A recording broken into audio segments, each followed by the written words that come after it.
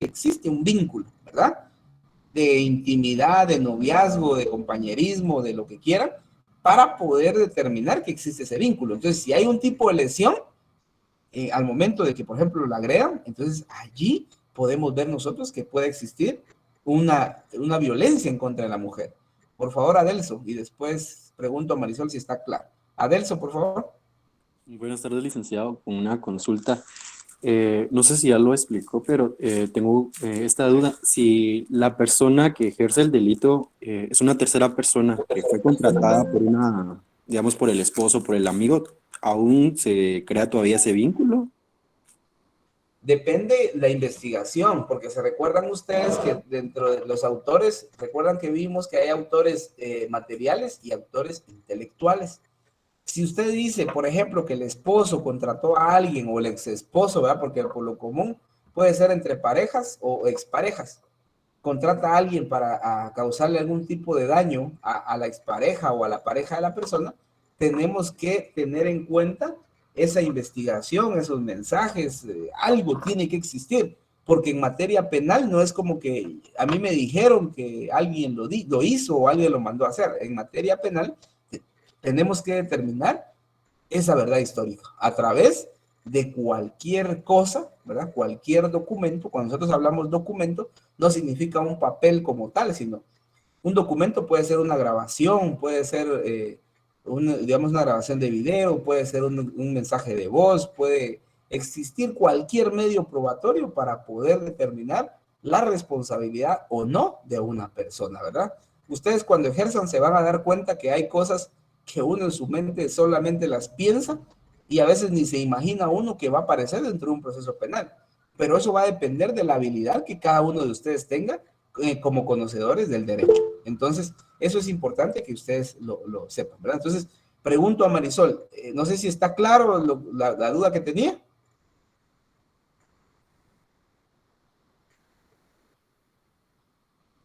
Sí, Bueno, gracias.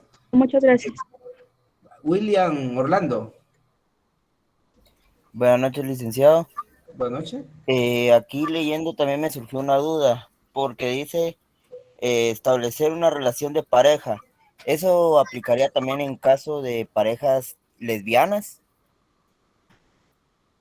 Recuerden que les decía el día anterior, para efectos de vínculos entre la aplicación de la ley contra el femicidio, tiene que existir una relación desigual de poder, ¿verdad? ¿Cuál es esa relación desigual de poder? Que se da entre hombres y mujeres. Puede ser que sea una persona que se haya cambiado el cuerpo y que quiera aparentar, por ejemplo, que es mujer, o como usted dice, entre personas del mismo género que se causan algún daño, no se les va a aplicar la ley contra el femicidio, porque en el caso de mujer y mujer, obviamente ahí no hay una desigualdad de poder. Que la otra persona se sienta que es hombre, no significa que se debe aplicar la ley contra el femicidio. Entonces, si le causa algún tipo de daño en la integridad física, entonces nos vamos a un tipo de lesión, ¿verdad? De lo que tiene regulado el Código Penal. No sé si estamos claros ahí. Sí, gracias. Bueno, entonces regresamos Pero nosotros. hay como, perdone, ahí como, ¿a qué se refiere con desigualdad de poder? Es que no le entiendo por qué desigualdad de poder. Bueno, para poder explicarle en este caso el tema de la desigualdad o la desigualdad de poder o el poder que se puede ejercer en contra de una persona, es porque en el ámbito de la doctrina en materia penal se ha analizado que la violencia en contra de la mujer o la violencia intrafamiliar, porque también existe una ley de violencia intrafamiliar, que no es la ley contra el femicidio, que tampoco es lo del Código Penal, sino es una ley aparte, ¿verdad? Que es ley de violencia intrafamiliar. Dentro de la doctrina, ustedes van a encontrar a futuro que una violencia es progresiva. Se los explico a todos porque a veces nosotros no comprendemos a veces el ámbito de violencia que vivimos nosotros en nuestros hogares. Entonces, ¿cómo inicia un tipo de violencia? La violencia interna o de familia Puede empezar, por ejemplo, con algún tipo de burla, puede existir también un tipo de, digamos, de sobrenombres, algún tipo de empujón, ¿verdad? O algún tipo de, digamos, como de ataque verbal a una persona dentro del ámbito familiar. Después de esto, ya viene un empujón. Podemos empujar a la otra persona cuando estamos enojados. Podemos ya dar un golpe, ¿verdad? Al principio puede ser un golpe leve. Después ya existe un golpe, digamos, fuerte. Después ya se agreden con algún objeto, ¿verdad? Más de alguno de ustedes se peleó con su hermano o hermana, o con mamá o papá, y a veces cuando uno está molesto, si yo tengo un vaso, tengo un libro, tengo una chancla, diría alguien, ¿verdad? Lo que encuentre, yo se lo tiro en contra de la integridad de una persona. Entonces, si es mujer con mujer, por lo común, por la genética y por naturaleza, las mujeres tienen, digamos, algunas tienen un poco más de fuerza que otras, pero casi todas están en un nivel estándar. En el caso de un hombre genéticamente y naturalmente, ¿verdad? Tiene un poco de más fuerza que la mujer. Dentro de nuestra forma de vida, dentro de nuestra comunidad, dentro de nuestra sociedad y a nivel nacional, por lo común, nuestro país ha sido catalogado como un país, digamos, del patriarcado, de ser como machista, si lo vemos así, la mayoría dice machistas, ¿verdad? Entonces, que a quien le da un poco de más importancia es al hombre, no indistintamente su estatus social y todo lo que ustedes quieran ver, su capacidad intelectual, su conocimiento, preparación académica, lo que quieran.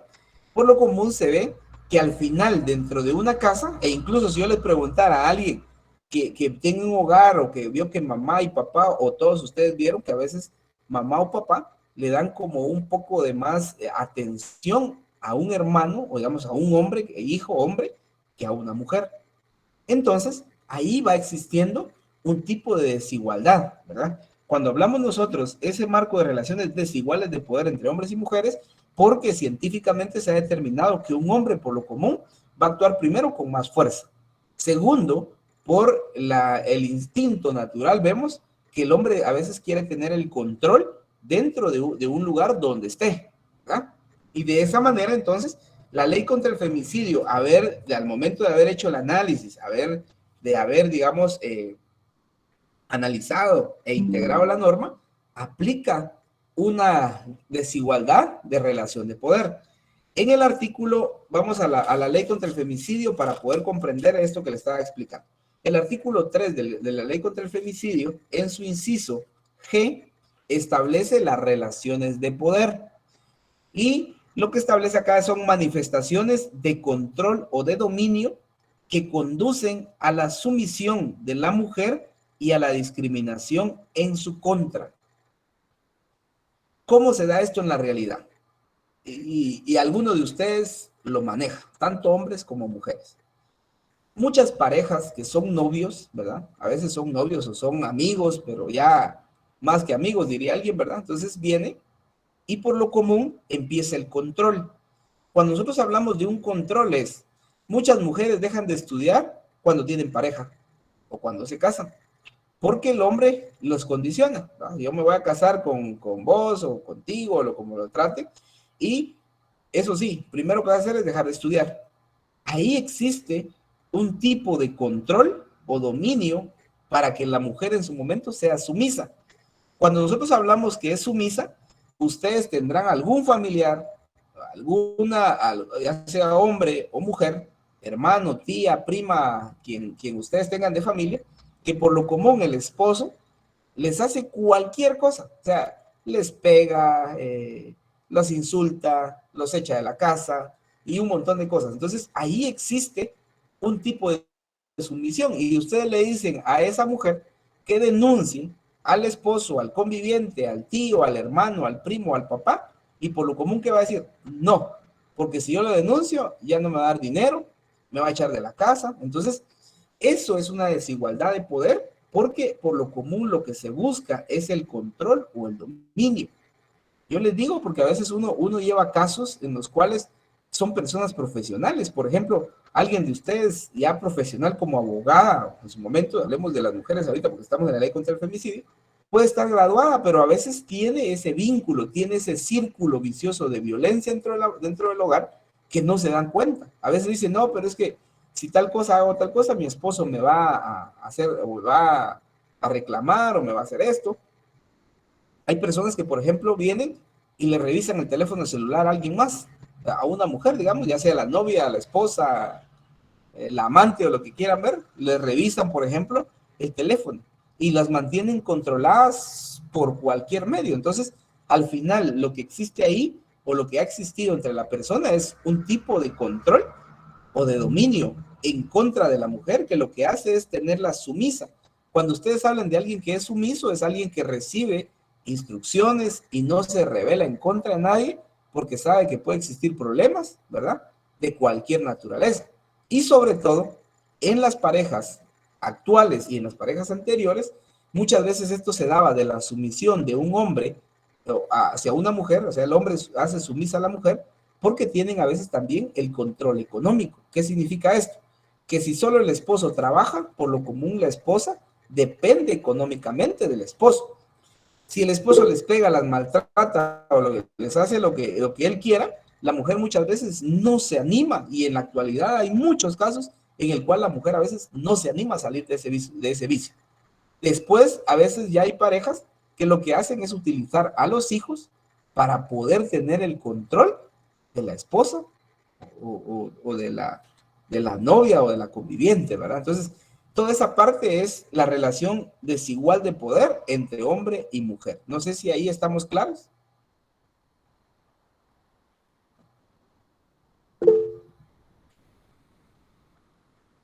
Licenciado, Sí, Adelso, cuéntame.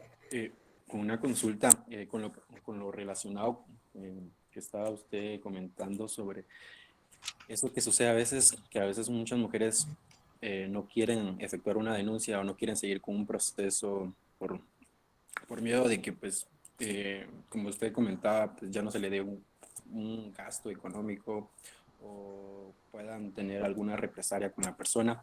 Esto no caería también como una obstrucción hacia el proceso, hacia la investigación por parte de la mujer, y esto no caería como también un delito dentro de la persona que está obstruyendo el proceso. En dado caso sería la mujer. Mire, yo no le veo como un tipo de obstrucción, porque dentro de un proceso el problema es que a veces ustedes adelante van a ver ya en materia procesal penal los ámbitos de aplicación de la acción penal. Es decir, hay una acción de carácter pública y hay una acción de carácter privada. Dentro de la ley contra el femicidio, esta es una ley de acción pública, es decir, que muchas mujeres no denuncian. Y todos nosotros a veces no denunciamos, no tenemos la cultura de denuncia en cualquier aspecto. Como no tenemos cultura tampoco a veces de tributación con nuestras obligaciones que tenemos como ciudadanos, muchas personas tampoco tenemos la cultura de una denuncia. ¿Por qué? A mí me van a robar algo o me hurtaron algo, ¿verdad? Y a veces que dice uno, pero ¿qué voy a perder el tiempo yo? Mejor no voy porque perdí un teléfono, me quitaron un teléfono en la calle. Y a veces uno conoce a la persona y dice, pero mi teléfono total ya ni servía, mejor ya no. Y no es el valor a veces del asunto, sino es el hecho o el daño ocasionado a la persona. Lo mismo en la actividad, digamos, de violencia en contra de una mujer, que a veces las mujeres no lo hacen y tampoco a una persona pues la pueden obligar a hacer algo, ¿verdad? En contra de su voluntad.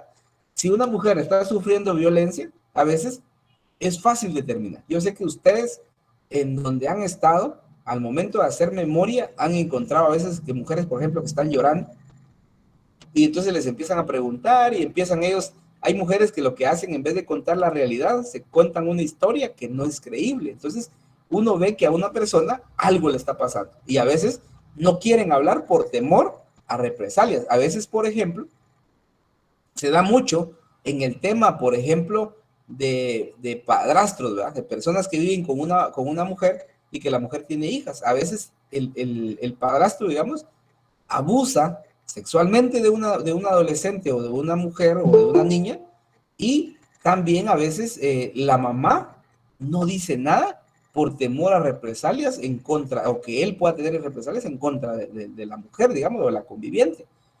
He tenido yo casos en los cuales quien denuncia los hechos de violencia en contra de la mujer, a veces son los abuelos o las abuelas, o a veces los propios niños, ¿verdad? O bien los vecinos. Porque, no sé si ustedes se dieron cuenta del caso más reciente que salió por medio de las redes, donde una persona le pegaba a su pareja o conviviente, o no sé qué era, en un parqueo. Y a veces quienes grabaron al final fueron los vecinos. Entonces, esta parte, desde el momento que alguien sube una denuncia a través de las redes, el Ministerio Público, al momento de ver esa agresión en contra de una mujer, pues el Ministerio Público va a actuar de oficio porque es una acción pública, ¿verdad? Es como les digo, ahorita no me adelanto esto, solo les estoy dando a conocer una pincelada porque ustedes lo van a analizar en materia procesal. Entonces, no es una obstrucción, sino que a veces es falta de valor, ¿verdad? O de valentía, porque como me decía una persona una vez, una víctima, digamos, de violencia en contra de la mujer, mire, pero si yo denuncio a mi esposo, él ya no me va a dar dinero para que yo coma, ni que coman mis 5 hijos, ¿verdad? Y yo actualmente pues no trabajo, él es el que lleva el dinero a la casa. ¿Qué hago? ¿Verdad? Entonces, ya en la realidad de uno como abogado, le pone sobre la mesa a las personas todo el procedimiento, todo lo que va a pasar y el tiempo, ¿verdad? Porque he tenido también algunas experiencias de que a veces la mujer denuncia al conviviente o al esposo y a veces novio, ¿eh? Y ya a los 2, 3 días se contentaron y ahora dice, mire, yo quiero quitar la denuncia. A veces no se puede porque es una acción pública que en su momento el Ministerio Público tuvo conocimiento, va a continuar con el proceso. Entonces, no sé si queda claro ahí, Adelson. Sí, licenciado, muy amable. Vale, muchas gracias. Entonces, regresamos al Código Penal, solo para que ustedes en su casa, por favor, lean el tema de la violencia en contra de la mujer. Ustedes la van a encontrar en el artículo que estábamos viendo en la ley contra el femicidio, en el artículo 3. Ahí en ese hay definiciones de qué debemos comprender, por ejemplo, en el inciso J, qué es violencia contra la mujer, y ahí pueden ver ustedes que es toda acción u omisión basada en la pertenencia al sexo femenino que tenga como resultado el daño inmediato ulterior, sufrimiento físico, sexual, económico, psicológico para la mujer, así como las amenazas tales como actos, la coacción o la privación arbitraria de la libertad, tanto si se produce en el ámbito público como en el ámbito privado. En el inciso L, violencia física, y en el inciso M va a encontrar la violencia psicológica o emocional, y en la N, la violencia sexual, ¿verdad? Ya en la violencia sexual, cuando lleguemos a tipos penales sexuales conforme al Código Penal, también vamos a regresar a la ley contra el femicidio para poder ver en qué consiste la violencia sexual. Puede existir una violencia sexual de muchas formas que la ley establece, como vulnerar la libertad e indemnidad sexual de una mujer, ¿verdad? Entonces, en el caso de cuando ya veamos el tipo de violación con violencia sexual, vamos a ver esa diferencia que hay entre un hombre y una mujer, ¿verdad? Y la forma en que se da. Entonces, es importante que ustedes manejen al sujeto activo y sujeto pasivo. No todos los tipos penales tienen los mismos sujetos activos y tampoco los pasivos, ¿verdad? Entonces, es importante que nosotros manejemos. Regresamos a la ley y nos vamos al artículo entonces 145 del Código Penal. Le voy a pedir de favor a Diego Antonio Castellanos que dé lectura al artículo 145, por favor, del Código Penal. Artículo 145, lesiones específicas. Quien de propósito castrare o estilizare, dejare ciego o mutilare a otra persona será sancionado con prisión de 5 a 12 años. Muchas gracias. Entonces, veamos acá. Pues, el artículo 145 tiene sujetos, ¿verdad? El sujeto pasivo y el sujeto activo. ¿Quién puede ser el sujeto activo? Cualquier persona. Cualquier persona que en su momento tenga un propósito y los verbos rectores. Cuando ustedes vean verbos rectores, el artículo 145 es un artículo que tiene varios verbos rectores. Primer verbo rector ahí es castrar, ¿verdad? Puede castrar, esterilizar, puede dejar ciego o puede mutilar a otra persona. Entonces vemos ahí que hay 4 verbos rectores. ¿En contra de quién? Por lo común, la lesión puede ser en contra de una persona de sexo masculino, o puede ser también sexo femenino, pero que no exista ningún vínculo establecido en la ley contra el femicidio. Porque si hay un vínculo que lo hace, que debe existir esa relación desigual de poder, ya no se encuadraría entonces en una lesión específica, sino ya podría ir de una violencia física en contra de una mujer, ¿verdad? Entonces es importante que ustedes lo manejen bien y que ustedes sepan ese vínculo. Es decir, que de acá en adelante, cuando ustedes vean que alguien le da muerte a una persona, tienen que ver quién fue. Si alguien le causa lesión a una persona también, hay que ver si hay un vínculo, son familia, no son familia, parejas, exparejas, excompañeros de trabajo, compañeros de trabajo, de estudios, de religión, de grupos deportivos, cualquier relación que pueda existir, o bien que a veces también se da cuando una persona no le hace caso, digamos, a un hombre, ¿verdad? Porque le está insinuando, está tratando de conquistarla para que sean pareja y no quiere, y eso también, entonces ya existe un vínculo, ya la misma ley contra el femicidio pues establece, ¿verdad? Quien en la época, en su momento que se comete un hecho, haya tenido o haya mantenido con la víctima algún tipo de convivencia, de amistad, de compañerismo, ya sea educativo, religiosa, o en su momento haya pretendido también en forma reiterada y continua, infructuosamente va a establecer o restablecer una relación de pareja o de intimidad con la víctima. Hay personas que no le hacen caso, les mandan mensajes por medio de las redes, por eso les decía, las redes sociales es un medio en el cual se puede encontrar mucha información al momento que se cometa un hecho, ¿verdad? Porque antes, recordarán ustedes, eran las famosas cartitas, ¿verdad? Que mandaban, o un correo electrónico, o por medio de correos, ¿verdad? Cuando se mandaba toda la correspondencia. Ahora son las redes, ahora todo es más rápido, todo es más fácil. La información que ustedes suben a la red, ninguna es segura.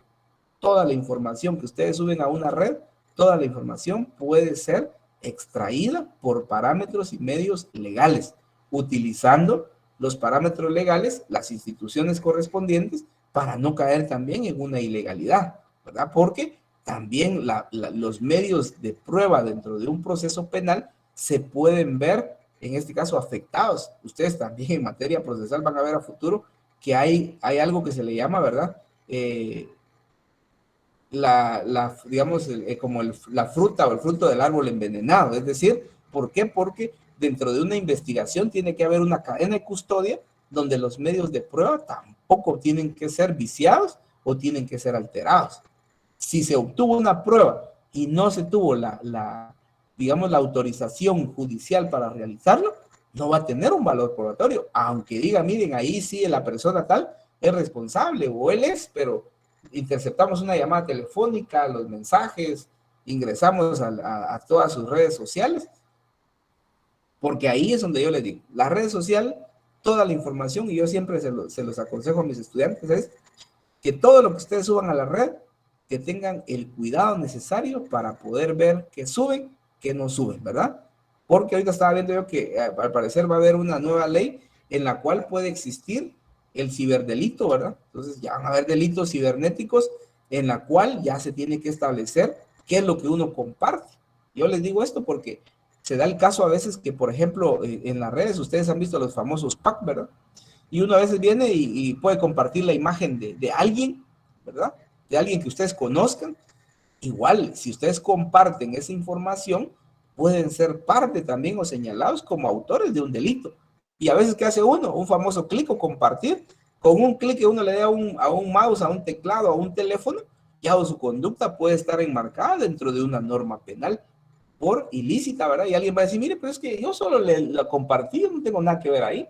Pero el compartir un material o una imagen, fotografías o videos de una persona y esta persona logra identificarlos a ustedes y los denuncien, seguro que ustedes van a estar dentro de un proceso penal por algo que en su momento ustedes tuvieron o no la intención, o como dijo alguien, es que yo solo estaba bromeando con ella, ¿verdad? O con mis amigos y por eso fue que yo lo hice. Entonces también ahí nuestra conducta puede establecerse o puede enmarcarse dentro de un tipo penal. Así es que para cada uno de ustedes, consejo sano, utilicen las redes sociales para algo productivo, para algo que les va a dar beneficio y también a futuro pues evitarse cualquier problema, ¿verdad? Que me imagino más de alguno de ustedes puede ser que ya tuvo algún problema de esta naturaleza y es bonito cuando uno está como bromeando, uno está haciendo cosas, pero complicado cuando en su momento viene y se ve inmerso en un proceso, ¿verdad? Y alguien dice, mire, pero es que yo solo compartí nada más, yo no hice nada, yo ni la conozco, o no tengo problema con esta persona, pero puede consistir en un problema, ¿verdad? Entonces, ¿estamos claros con el artículo 145? Entonces, ahí 4 verbos rectores: castrar, esterilizar, dejar ciego a una persona o mutilar a otra persona. La sanción será de 5 a 12 años de prisión al que cometa el hecho. Bien jurídico tutelado, ahí se recuerdan ustedes que ahí va a ser la integridad física de la persona. Asimismo, van a encontrar ustedes que el elemento material es la acción, ¿verdad? De castrar, esterilizar, dejar ciego o mutilar. El elemento subjetivo o el elemento interno tiene que existir el dolo, ¿verdad? Cuando existe dolo, y se recuerdan ustedes, la intención de ejercer una acción. Vamos al artículo 146. Acá lo que me interesa en las lesiones, por favor, es que ustedes sepan el resultado de esa acción. Causa una lesión, sí, pero entonces, ¿qué tipo de lesión fue? Por ejemplo, si a mí me peleara con alguno de ustedes y de repente alguien de ustedes tiene algún arma y me mutila, por ejemplo, un dedo, me quita un dedo en términos de nosotros, ¿verdad? No en el término, en el léxico jurídico, y digo, mire, yo me peleé con alguien y como dicen muchos, le voló un dedo, ¿verdad? O sea, ya sabemos nosotros que le amputó un dedo o en su momento le mutiló un dedo, ¿verdad? Depende cómo lo van a tomar en cuenta. Entonces, ahorita vamos a hacer este ejercicio sencillo. Una persona, digamos que yo me peleo con alguien de ustedes porque se enojó que no ganó penal 2 y me enfrenta y de esta manera viene y, por ejemplo, me quita un dedo, así. Entonces, les doy 5 minutos, por favor, para que ustedes analicen la ley y vean en dónde van a encuadrar ese tipo penal de esa conducta. El hecho fue así. Viene alguien de ustedes, se pelea conmigo porque no ganó el derecho penal 2 y se enojó, me discutió y de ahí pues se abalanzó sobre la integridad física mía y de esa acción con un objeto cortante, lo voy a dejar, con un objeto cortante, me corta un dedo. Entonces, 5 minutos, por favor. Según mi pantalla son las 7:10. A las 7:15, por favor, el primer voluntario puede darme la información. Sí, Jerónimo. Sería el artículo 148, lesiones leves en el inciso 2, número 2, pérdida e inutilización de un miembro no principal. Bueno. ¿Por qué es un miembro no principal? Porque no sería un brazo, una pierna que le impidiera caminar o agarrar. Bueno. Vamos a ver si hay alguien más por ahí.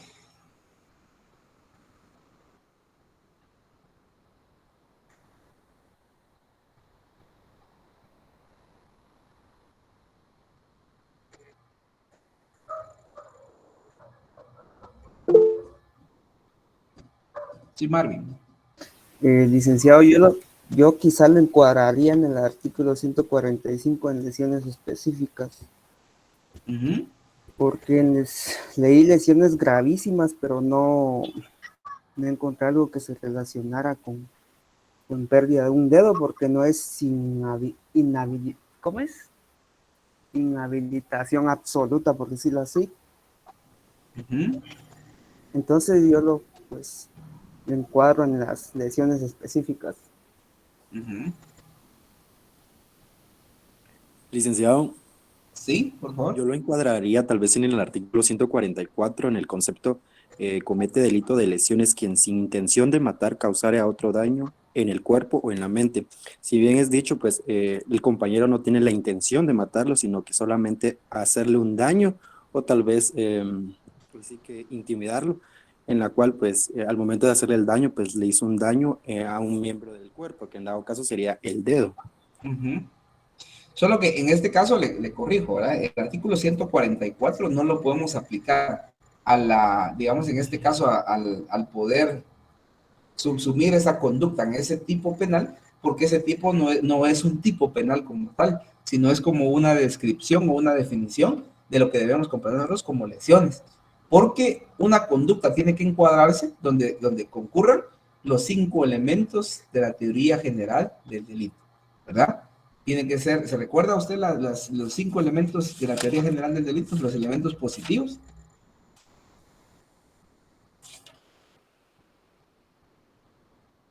Por el momento no tengo aquí apuntado, licenciado, ¿me podría usted repetir? Vale. Ahí recuerdan ustedes que para poder subsumir una conducta, es decir, poder encuadrar una conducta dentro de un tipo penal, debe existir acción. Esa acción tiene que ser típica, antijurídica, culpable y punible, ¿verdad? Si falta uno de esos elementos, no es considerado un tipo penal. Entonces, el artículo 144 nunca va a ser un tipo penal, sino solamente nos describe en qué consiste la lesión. Como el día anterior que vimos, ¿se recuerdan ustedes que vimos el aborto? El 133 no es un aborto, sino el artículo 133 nos establece una definición de qué debemos comprender nosotros por aborto, ¿verdad? Entonces, para aclararle ahí a Adelso. Bueno, ¿alguien más, jóvenes? Ya falta un minuto nada más. Espero que estén analizando porque el tema del derecho penal a veces, lo bonito de esto es que tenemos que interpretar, tenemos que analizar la norma, tenemos que tener esa habilidad de poder comprender un caso y poder encuadrarlo, ¿verdad? Porque a veces, aunque a uno le den 3 respuestas posibles, a veces hasta uno se equivoca a veces, ¿verdad? Lick, pero la persona que se abalanzó contra usted tenía la intención de dañar su integridad física Como usted quiera interpretarla, ¿verdad? y de quitarle el dedo, digamos así, Uh-huh. de dañarlo de cualquier forma. ¿Cuál sería el tipo? Entonces yo sí lo encuadraría en el artículo 145, porque su propósito era hacerle daño a usted y quitarle su dedo, porque me imagino yo que tampoco para quitarle un dedo a una persona sí se requiere de tener el propósito de hacerlo. Bueno, no sé, en esa forma lo veo yo, pero no sé. Gracias. Amílcar. Buenas noches, Lick. Bueno, yo siento que encuadrar, bueno, dependiendo del contexto, ¿verdad? Ya sea en lesiones específicas, ya que te especifica la mutilación, o sea, si esa hubiera sido la intención, y en lesiones leves, si la intención era causarle daño, pero no matarlo, y por intentar causarle daño, le mutiló el dedo. Muchas gracias. Vale. Si no hay nadie más, alguien que sea voluntario, si no, pues entramos a analizarlo entre todos para tener el encuadramiento concreto, ¿verdad? No sé si alguien más. No. Si no hay nadie más, entonces veamos. La ley en las lesiones específicas pues establece mutilar a otra persona. ¿Qué tipo de mutilación? ¿Un dedo se puede considerar una mutilación? Pregunto.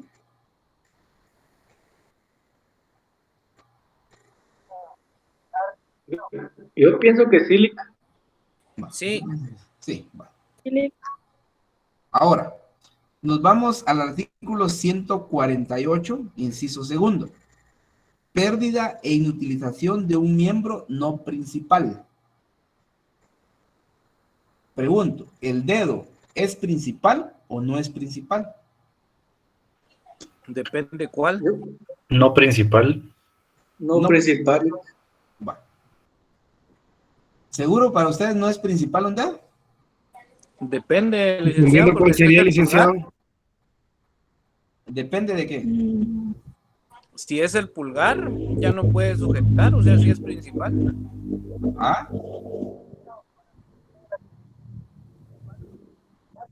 Si es Dependiendo qué principal. debo ser. Siento que sí, licenciado, sí es principal. Bueno, veamos. Aquí vamos a recordar la primaria para ver los dedos. ¿Se recuerdan ustedes los nombres de los dedos? Tenemos el pulgar, el índice, el medio, el anular y el meñique, ¿verdad? Entonces, nosotros al momento de ver un dedo, es que eso ya pasa en la realidad. Por ejemplo, a veces pasan cosas en las cuales uno dice, si yo les dijera a ustedes qué precio le ponen a sus dedos, ¿qué me dirían?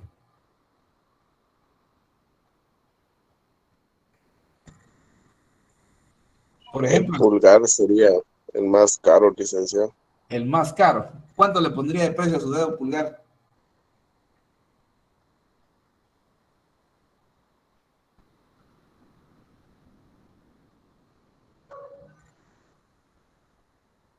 ¿Qué dice Estuardo? ¿Qué precio Yo le no me pondría? recuerdo bien, licenciado, pero en las Yo no me, aseguradoras le ponen un precio de 5,000 al pulgar.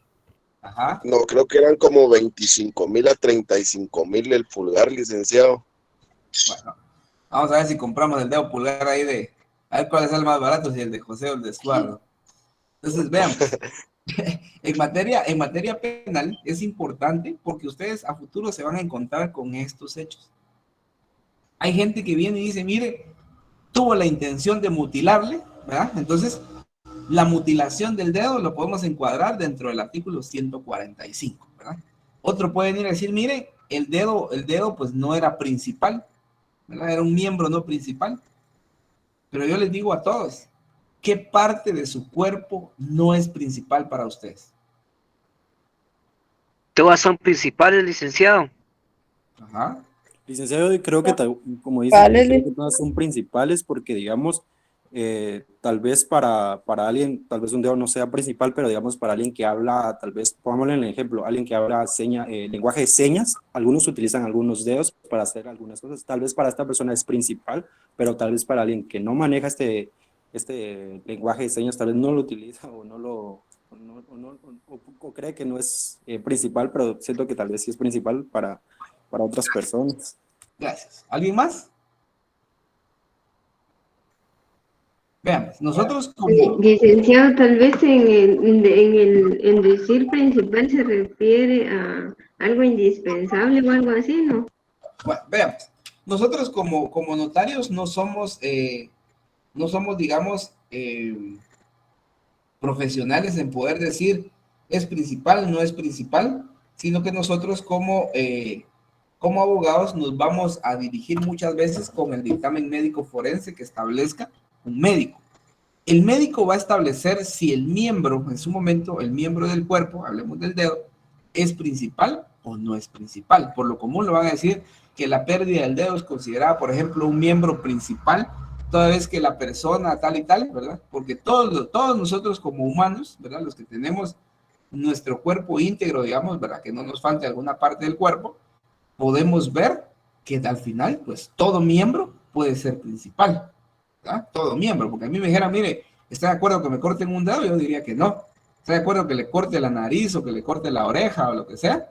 Tampoco, ¿verdad? A veces ustedes se han dado cuenta de algunas personas, como todos tenemos libertad en nuestro cuerpo, hay personas que, por ejemplo, se mutilan alguna parte del cuerpo por placer o por darse alguna forma o una apariencia diferente.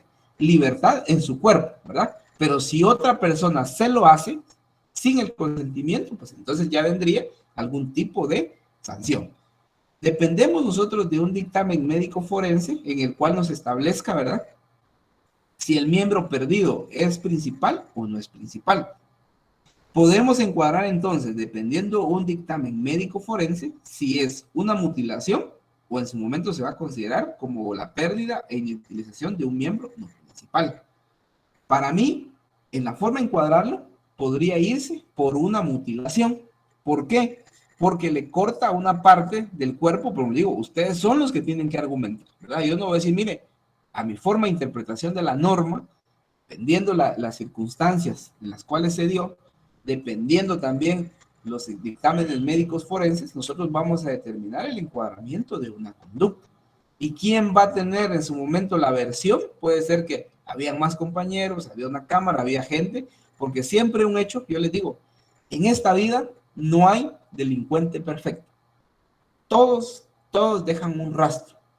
Lo que sí es ver es la habilidad que se tenga de poder buscarle el rastro y poder determinar la responsabilidad o no de una persona.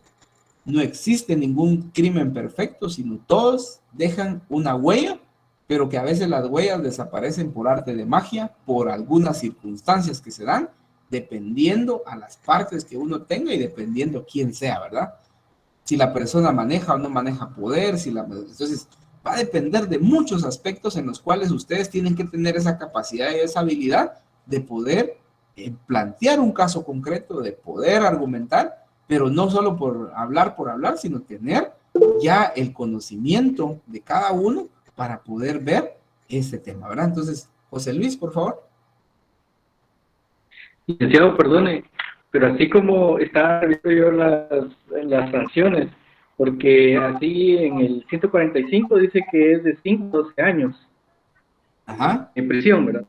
Y las lesiones leves en el inciso 2 que pudiera ser, dice 6 meses a 3 años, pero uno como abogado podría, ya defensor, podría ver la manera de que no encuadre en el 145, sino en el 148, ¿o no?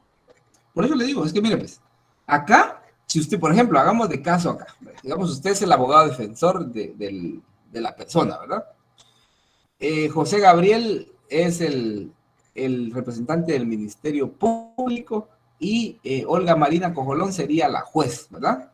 Y en su momento yo voy a ser el querellante adhesivo dentro de este proceso. Entonces, si vemos 4 escenarios, 4 personas que van a pensar diferentes, 4 personas que van a interpretar la norma a la manera, digamos, que ellos consideren adecuada, y al final, quien va a dar el resultado final es la juez, ¿verdad?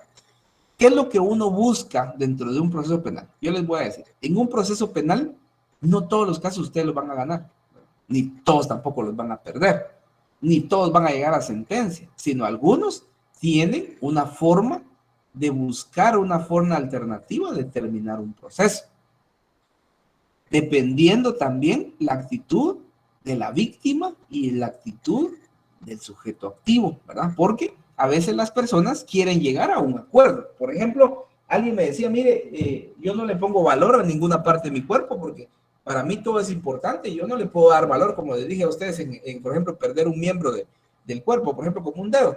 ¿Cuánto puede valer? Es algo incalculable. Es como que les dijeran a ustedes, miren, les mataron a un familiar, ¿cuánto vale la vida de su familiar? No tiene a veces un precio, ¿verdad? Sino a veces son cosas invaluables, es algo que no, una parte del cuerpo, pues algo que no tiene un valor como tal, o cuánto vale mi vida, no tiene, ¿verdad? Entonces, un valor. Entonces, eso es importante que nosotros podamos manejarlo, ¿verdad? Cada uno que va a tener un aspecto diferente va a poder encuadrar, pero entonces, si nosotros solos no podemos encuadrar el hecho en una norma, nos auxiliamos de una ciencia como lo es la medicina forense, a través del dictamen médico forense. Por lo común, los que le dan el valor y la entidad encargada en Guatemala es el Instituto Nacional de Ciencias Forenses. Por favor, Sonia. Sí, licenciado, pues yo quería compartir eso que en teoría del proceso nos mencionaban, la interpretación jurídica, y usted también nos lo comentó en su momento, de que no es de que yo lo vaya a interpretar a mi gusto y a mi modo, sino que la ley propiamente da lugar a interpretaciones, pero según lo establecido en norma, ¿verdad? Exacto. Es de lo establecido en norma y también lo que puede establecer algún dictamen médico forense y también los hechos que se están dando, ¿verdad? Entonces, es importante que cada uno de nosotros interprete la norma y va a depender mucho también de los elementos que nosotros tengamos. Es decir, en materia penal no vamos nosotros a ir como al tic marín, ¿verdad? A lo que me salga.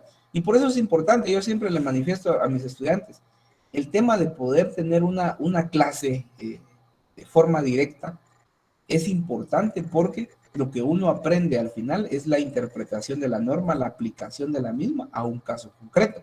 Porque si ustedes aprenderse una memoria, es como que me dijeran, ustedes se sabe el Código Penal de memoria, el Código Procesal de memoria, sería mentira decir, mire, sí me lo sé. Se aprenden unos artículos y a veces tal y como está el texto, pero esto depende digamos, del tiempo, del repaso, de estar uno analizando la ley, de estar aplicándola también. Entonces, en materia legal no es que uno se va a memorizar los códigos y las leyes, sino es la forma de interpretación, la forma de analizar y dependiendo de la argumentación que ustedes tengan. A mí lo que me interesa es que ustedes a futuro pues tengan una argumentación y que la puedan sustentar con una norma jurídica, ¿verdad? Juan Francisco, por favor. Gracias, licenciado, muy amable. Fíjese que de acuerdo a lo que usted estaba mencionando, yo estaba analizando que, digamos, ya en el ejercicio de la profesión, uno puede favorecer de manera grande a sus patrocinados, en el sentido de que cuando uno hace un análisis deductivo e inductivo del expediente, que es lo que generalmente se revisa en los casos penales, como usted bien lo decía, no todos los casos terminan en sentencia, ni todos los casos se van a debate, ni todos los casos se ganan, ni todos se pierden. Pero una gran probabilidad que se tiene de poder proteger uno a su patrocinado es, digamos, el análisis exhaustivo del expediente inicialmente para tratar de que éste se sobresea en el momento en el que se pueda demostrar falta de mérito.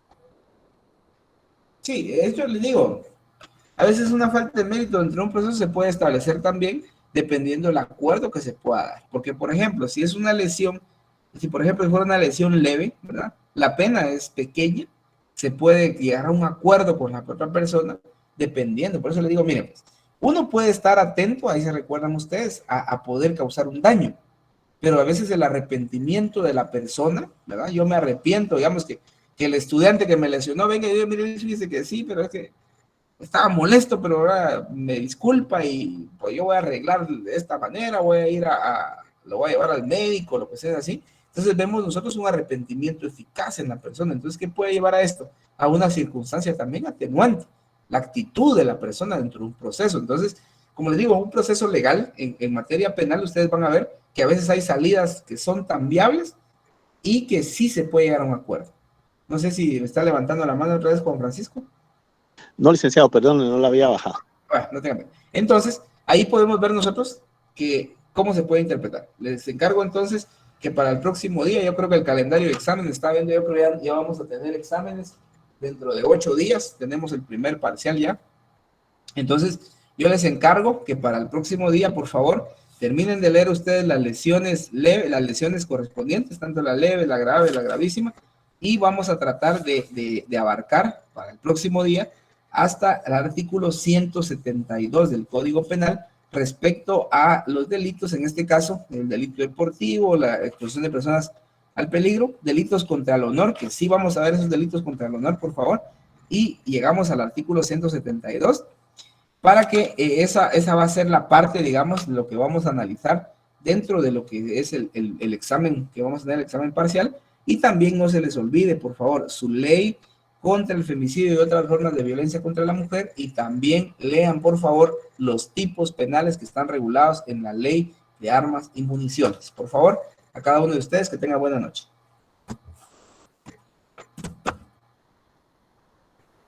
Feliz noche.